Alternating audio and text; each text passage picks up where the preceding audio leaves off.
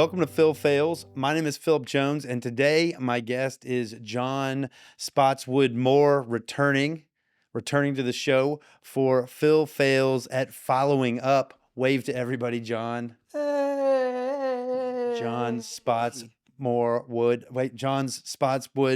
More John Spots. The paradox is, right now I haven't released anything. Okay. So It Ends Now has not happened for any of the things that I've shot. Oh, cool. And when anybody sees this, obviously I will have released something. This Yeah. isn't going to be the first thing. Yeah. So when this airs, I will have surmounted that goal, or I will have Yeah. I've passed that waypoint. Mm-hmm.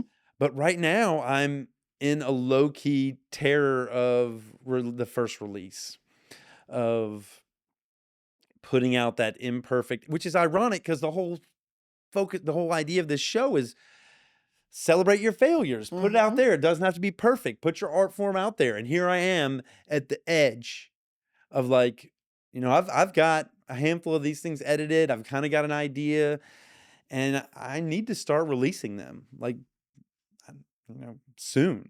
I think, if not in the next week, certainly within the next fortnight, I need to package up something and start to release it on Austin Public, on YouTube, cut up smaller, shorter things for Instagram, TikTok, Facebook. I think just that first episode, man, once you get that down and you've actually got that temporal pacing of, like, what it's going to be, everything like that. Like, I think it's going to be gravy after that, it's just that first one, dude. Just get it out of the way, because they're going to get better over time. Yeah. The lighting gets better. I think the audio gets better. The way I report, I think I get more natural in my way of being with people. Absolutely. I totally think it is. Yeah. No doubts there. And the one thing I want to collaborate with all the guests and have work together with them to market it before I release it. Like with you, when I start to release our episodes, I would ask you to, can you blast out to all your Yeah, people? absolutely. Hey, I'm on this interview. Yeah, 100%. I can totally do that. Yeah. Because I want to do that with everybody beforehand. Do like a 7-day, if not a 14-day lead up to the release, so that people get kind of excited. So they're excited about it, and I'm insecure. I think no one would do that. This show doesn't mean anything. They probably don't even want to let people know about this show because of how horrible it is. You'd be surprised how low the bar can be, though. I mean, that's not what you say, but it is what you said. But the bar can be very low, and I think in the beginning this will be amongst those lower bars, right? Yeah, I think though, but I mean, give yourself some credit as far as that goes, because I think that even the last time we did this, and maybe you'd already done a bunch by then, but even the last time we did this, I was very impressed with how you were putting everything together. Even as far as, like, I mean, when I say that, what I meant when I said, like, the bar can be pretty low, what I meant is that, like, I mean, even you getting this right here with the 3-camera setup and the fact that you're cross shooting and you have some manageable audio, all of that is already leaps and bounds above, certain comedians that are well known that when they started doing their podcasts, Yeah. Yeah. I've actually seen some of the podcasts of comedians that are doing it in town and thought, and the comedians I really like, and I thought, like, I wonder if they would let me produce their podcast.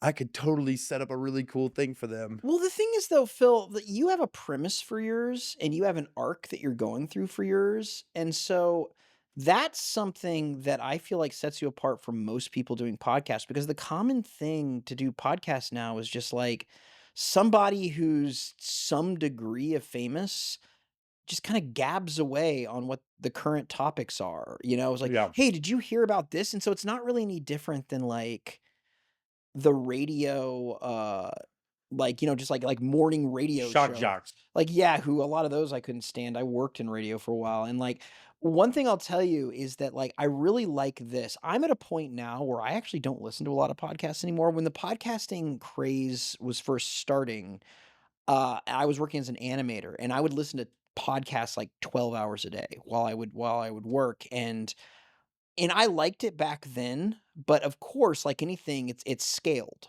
And so now I'm so overwhelmed with the amount of content out there that something like this really stands out to me because you're actually putting some sort of, again, you're going towards some sort of arc. You have a mission. It's not just like Phil flaps his gums. You know what I'm saying? Yeah. I'm kind of sick of that format. Like I don't give a shit, like about like most podcasts, to be honest with Mhm. you. Yeah, but I really like again what you're doing here. I think having that fails element to it and having like this arc of you trying to get better, that sets it apart from, whatever Theo Vaughn does on his pod, which I'm sure is his is good, but it still falls into that kind of like, we're just talking. Yeah.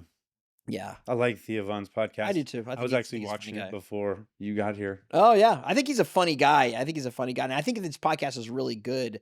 I just think that I like it when something like, again, one of my favorite podcasts is Quantum Recast, where it's like a game where basically they go in and they take a movie that's a classic and they recast it for a certain year.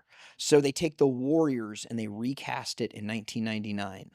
But you can only you any actor that you put in your role loses one of their acting credits from that year. It's the only movie that they do. So you can't cast Brad Pitt because you'd lose Fight Club.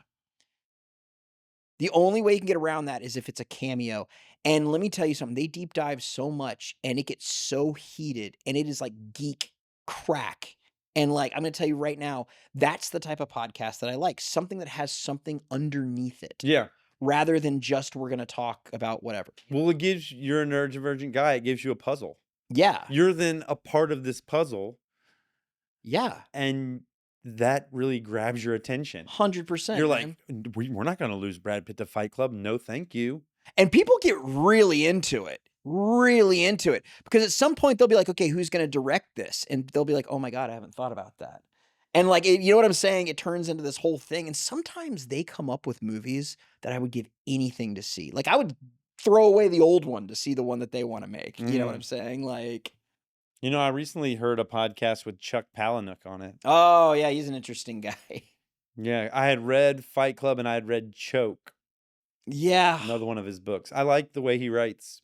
And they made the movie Fight Club very similar to his writing style. Like, Yeah, um, he was raising money on like Indiegogo or Kickstarter many years ago to do a film adaptation that he wanted to co-direct of Lullaby, which was another one of his books that I really liked. Um, but yeah, he's really good. His books are really surreal. Like in Lullaby, no, in a movie in one called, I think it was called Invisible Monsters. Like there's a whole thing where they travel across the country, and the way that they travel across the country is they sneak onto like, have you ever seen like when you're on the highway the trucks that are carrying like half of a house? yes, So sneak on the houses. they travel across the country on these traveling houses.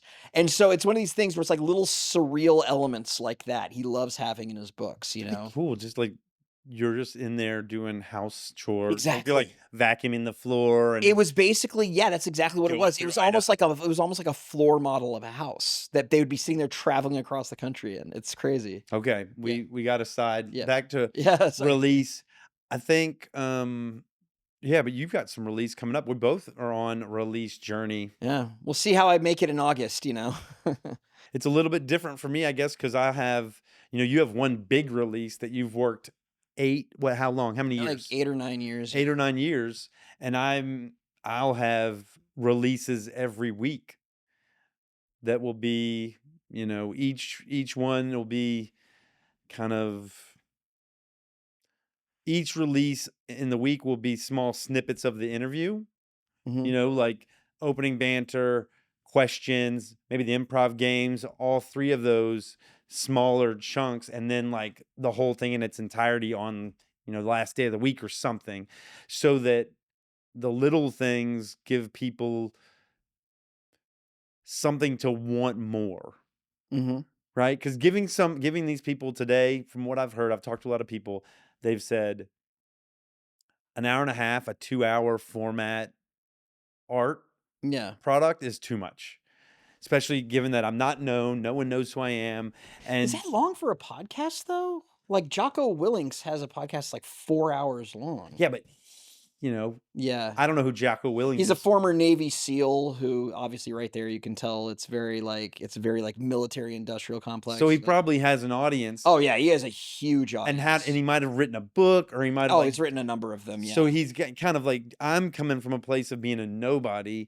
How do I get people to be interested? And so what I think some of the guidance I've been given is give people these 20 minutes or these shorter Mhm. format ways to get exposed to it, and then want to see the longer format thing. Yeah, the thing is though, you could release them at the same time. I think that, if you ever look at like the way that they do it on, and I know that they have a built-in audience, but it's an interesting model, is the way that they do it with some talk shows where you can be like this highlight is it says like I'll go back to Denzel Washington. Denzel Washington, Denzel Washington never knew his son would be an actor. And it's like a 4-minute chunk where he talks about that. Then later it's like Denzel Washington wanted to be a journalist. And it's a thing about that. It's from the same interview, but then they also release the The full full interview. interview. I mean, You I see what think I'm that, saying? yeah. Like people do that all the time. Sometimes people release the full interview as part of like their Patreon. That's what I was thinking too. If I could do parts of it, I thought I put this. Well, they'll do parts of it on YouTube, and Mhm. then they'll put some of it behind a paywall. Yeah, something like that. But I mean, you're giving people a lot of good stuff, man. And it's very interesting too, where I kind of wonder about that because you said that you were really into soft white underbelly, right? Oh, I love it. It's addictive. I recently watched the one, that psychology hacker guy who talks about Mm. love and romance and relationships. I watched both of his part 1 and part 2, and I think there's another part that I might watch that's another hour and a half. And it's just, I love that guy's style. Yeah, he does the one too where it's like he interviewed this one girl and he might have done more than one at this point, but it was I'm a sex addict. Oh yeah. That one was crazy because she talked so casually. Like on the way over here, I went to a random hotel room and was part of like a gangbang. And then later she randomly talks about sexual assault and just bursts out crying. Oh yeah. And it's one of these things where I feel like how long are those? Are Hour and a those half, 2 hours. something like that? Yeah, they go Yeah. on for a long time, but he might have more digestible chunks. I've never seen any more digestible chunks. I've always just gone to the straight long content. Well, the thing to do it also is you have to utilize, I think also is you have to get very, very small chunks and utilize like either the YouTube shorts or Facebook watch videos that people scroll through. Those are also huge.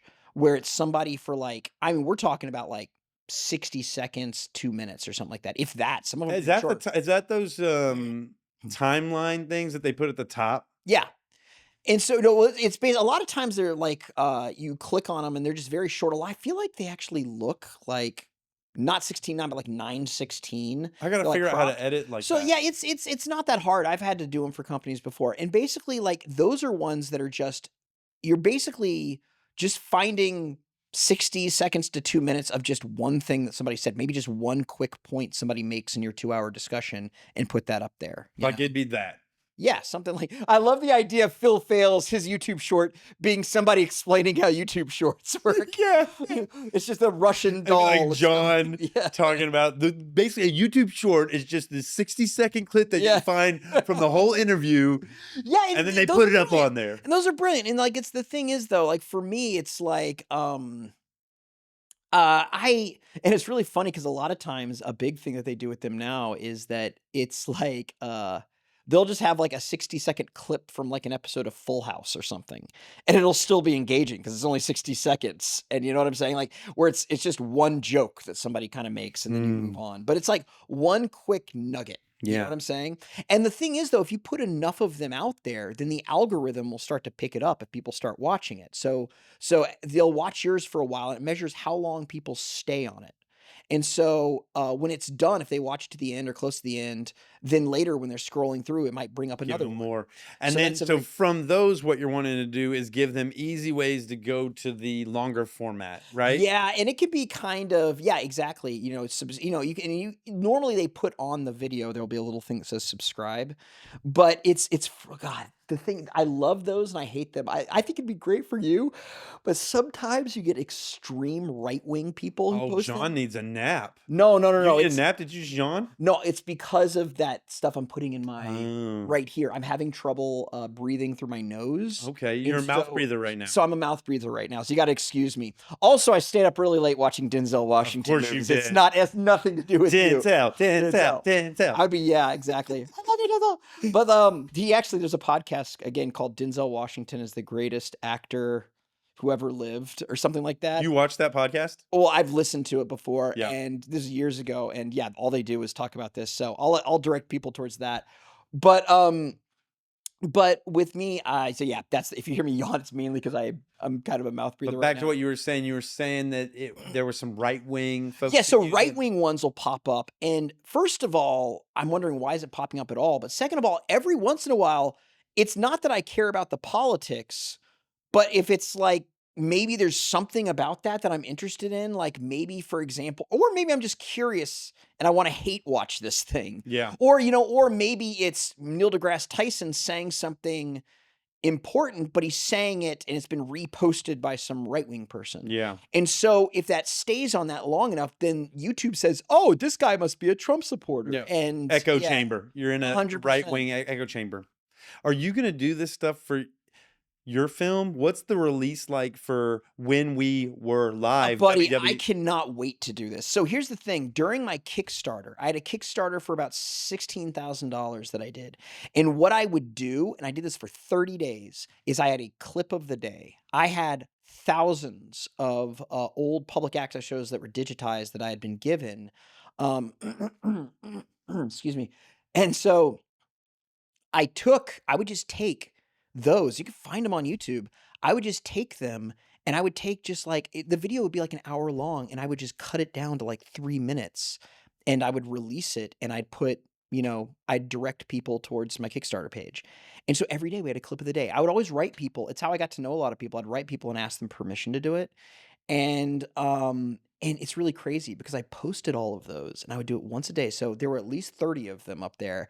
And over time, those just started getting tens of thousands of views Really? because people like, oh yeah, all of a sudden people would be go doing YouTube searches for their own projects and they'd find this repository of all of these Austin videos and they'd say, oh, it's on When We Were Live.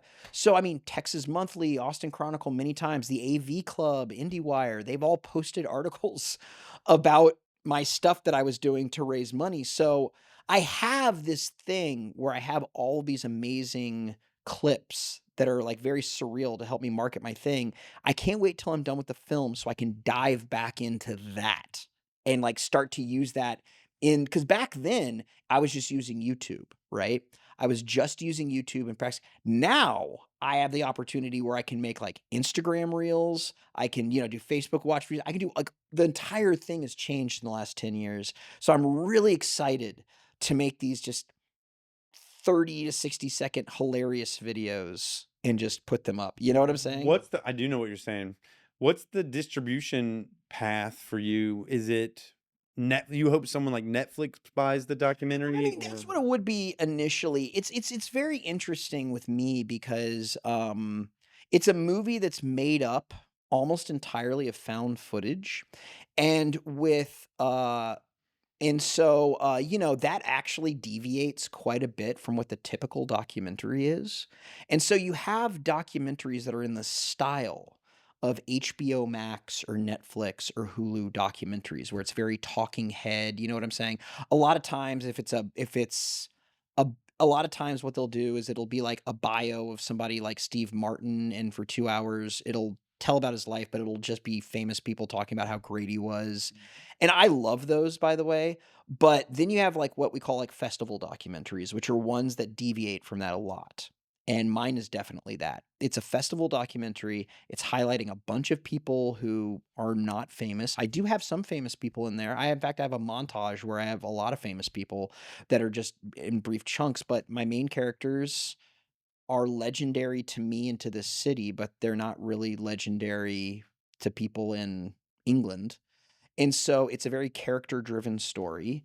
And a lot of these elements deviate from a lot of stuff that is produced that a lot of companies are looking for. So what would be So what it would be, so the plan is, the common thing is that I would try and put it into a major festival. Mhm. Based on that major festival is where typically, hopefully, I could talk to a distributor and get it put out there. You know what I'm saying? What is it? Who's the distributor? What's an example? So an example of that would be, for example, like, well, it wouldn't be for mine, but like A24. A24, who distributed like Midsommar, Good Time, Uncut Gems. That wouldn't be me, but they have a very specific brand. Draft House Films actually is pretty up my alley for that because they love stuff that's very nostalgic, that's very up there. Kino Lorber, like Do they're they just buy it outright, or do they it license it, depends. or how does it work? It's a whole thing. It's a whole thing, and my producer knows a lot more about this than I do because I've never sold a feature before. But it's a whole thing where there are different deals. There are deals where they, because I mean, at the end of the day, you're also selling. You have ownership over something in the sense that like you get residuals, you get pieces of sales, but at the same time, there's some that also on top of that back end that you get. It's also, we're going to pay you for this. I have a feeling that this movie, and maybe I shouldn't be saying this because it'll scare off investors, but I don't think this movie is going to make like a ton of money. I mean, it's something that I think I'm hoping I'm going to tell a very beautiful story, but you really don't make documentaries these days unless you're doing it for Netflix to make money. You really don't. They don't make a lot of money. They're like buying a boat. You know what I'm saying? Yeah. It's gonna depreciate. Like, you really, unless you're making like an Inconvenient Truth or something that's like way up there and had a millions of dollars budget, you really aren't getting that money back. So the most I could hope for would be to finish it, knock on leather, uh, or yeah, or is this Wood? wood? Is this we'll No, swap it to that's stone. brass? Hey, wood. Wood. Oh, knock on wood. There we go. The the goal would be to finish it and then just find some sort of home for it with some sort of company that has the means to put it on streaming, that has the means to put it, you know what I'm saying, Mhm. on aggregates that where people can watch it and stuff like that. Yeah. So, and then there's also what we call impact screenings where, there's still a number of public access organizations around the country that exist Mhm. that I'd want to, share this with, and just, stuff like that. If I was making a documentary about beekeeping, then of course I'd go show the film and do events with beekeeping societies. Yeah. Yeah, but this isn't, I mean, this is the definition of a passion project. Maybe the next thing I make will be something that's a lot more of like a hot topic, and I want, you know what I'm saying? Yeah. And I shoot it very, very high end from the start with the intention of selling it. This one, I mean, I'm using my colors that I'm painting with are they're videos that were shot 40 years ago. So it's Yeah. it's a little interesting. Dude, we're at an hour and 6 minutes. It's just so much fun talking to you. I know. I think we start to land the plane here. Plus, Peppermint's scratching at the back door. Mm-hmm. Oh, you wanted to do this ends here? Is that what you started to No, do? no, no. I was going like this. This is the plane. We're landing the plane. Oh, we're landing the plane. I thought the plane. Well, if I was landing the plane, so yeah, don't ever do Phil. Hopefully, it's not like a Boeing Don't plane. ever do Phil Fails at landing a plane by himself, because Oh my God. that'd be Yeah. Boing, boing. Hey, how do you know? yeah, I could just read the manual up there on the absolutely. way down. How hard could it be? You have more like IT experience. You've worked in tech. How There hard was could this flying a There was plane this be? barefoot bandit. You heard about this guy, No. this kid that like learned how to fly planes through simulators and then would No. like steal planes from these like Oh, that's amazing. airports across America where they just like had really lax security, and then he didn't know how to land them yet, so he would just like land them in swamps and stuff, and like kind of he would always kind of low key crash There land is them. your friggin' movie, or even just podcast about that is awesome. There's a kid who also got onto a New York City bus and drove the bus all day. He drove it perfectly, and then he returned it later on. No way. Yes, and he was basically, and when they took him into court, he said, "Look, I drove that bus better than the bus driver does." And the funny thing is, people got on and off the bus without even saying anything about this kid. I think eventually somebody turned him in, but he did it for hours. He just wanted to be a bus driver, so he just got on this Oh my bus and God. drove it. That could be a good podcast, just kids stealing. Well, part of the thing is, I just want to be an entertainer. So I've like grabbed all this equipment and day by day, shoot by shoot, I'm like learning how to do it, much like Absolutely, that kid man. probably did in the bus. Yeah. By the third or fourth stop, he probably like, I've got kind of getting the hang of this. Yeah, I'm kind of exactly. figuring this out. Hopefully, none of my guests will come in and say, like, hey, you can't be doing this. And I'll end up in court. Yeah, I don't think the podcast police is gonna come after you any soon. The And I podcast think you police. might be a little above the FCC right now, since you're just recording this and it's primarily being put on public. I think you're fine. Yeah. Yeah. Anything you want to share with all these people With before all we these wrap it up? people, Or with me?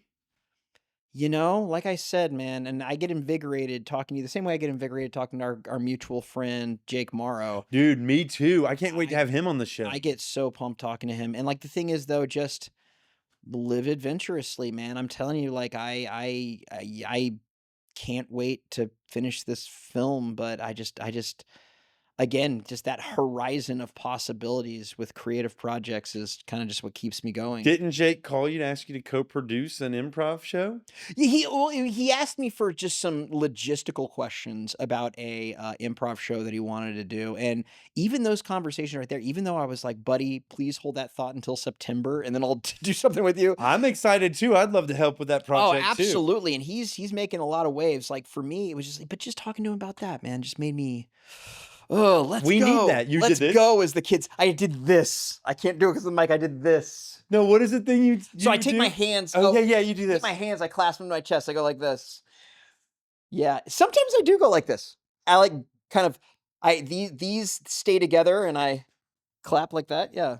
All right. Well, John, uh, this has been Phil Fails. My name is Philip Jones. Our guest today is John Spottswood Moore, filmmaker, professor, Denzel Washington enthusiast. Enthusiast. And this, Next time I come on, it's just gonna change. Just something, whatever my rabbit hole that way. yeah, whatever current rabbit hole is. Today we've failed at following up with a cherished guest. Thank you. Yeah, thank you so much. I hope you'll come back on and we'll Love do to. this periodically Absolutely. and we can both follow each other's journey, Absolutely. the journey of when we were live, WWWL, and the journey of Phil Fails. Absolutely, man. Dude, let me have a hug. I'll give you a hug. I got to make a website and just call it www.wwwl.com. Oh, buddy, that was so much fun. We did it. We did it. Hold on, one more thing. Sit down. This ends now.